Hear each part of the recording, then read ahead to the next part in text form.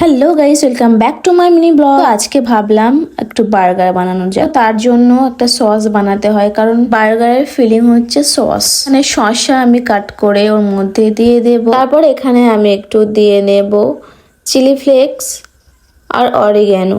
So এটাকে সুন্দর করে মিক্স করে নেব। তোমরা কিন্তু এটা বাড়িতে বানিয়ে দেখতে পারো আমার মতো করে। সো এটাকে এবার একটু 10 মিনিটের জন্য রেস্টে দিতে হবে। তার জন্য আমি এখানে একটু টমেটো আর পেঁয়াজ কাটিং করে নিচ্ছি। আগে থেকে ম্যারিনেট করা মাংস আমি সেটাকে একটা শেপ তৈরি করে নেব। তারপরে দেখতেই পাচ্ছ গাইস, গোল গোল করে মানে লাড্ডু বানিয়ে নিলাম। আমি প্যানটা বসিয়ে দিয়েছি, তাতে একটু বেশি করে বাটার দিয়ে নেব।